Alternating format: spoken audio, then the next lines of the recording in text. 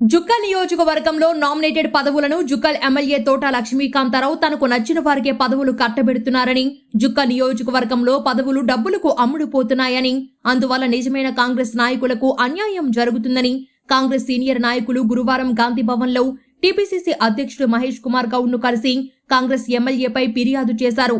Market committee chairman పదవి ఎంపిక విషయంపై కాంగ్రెస్ పార్టీ సీనియర్ నాయకుల అభిప్రాయాలు తీసుకోకుండానే తనకు ఇష్టం వచ్చిన వారికి పదవులను కట్టబెడుతున్నారని కాంగ్రెస్ పార్టీ నాయకులు గాంధీ భవన్ ఎదుట జుక్కల్ ఎమ్మెల్యే తోట లక్ష్మీకాంతారావుకు నిరసనగా ధర్నా కార్యక్రమం చేపట్టారు.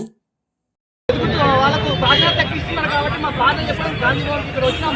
మరి మా నియోజకవర్గంలో కూడా పదవులు కూడా డబ్బులు కమ్ముడు పోతున్నారు కాబట్టి ఇదంతా బాధ. కష్టపడ్డ కార్యకర్తకు పదవులు రాకుండా ఎవరైతే డబ్బులు ఇస్తారో ఆ డబ్బులు ఇచ్చిన వాళ్ళకు కూడా ఈ విధంగా అమ్ముడు పోతున్నారు, డబ్బులకు అమ్ముడు పోతున్నారు. కాబట్టి ఈ మా బాధ చాలా సమస్యలు మా నియోజకవర్గంలో.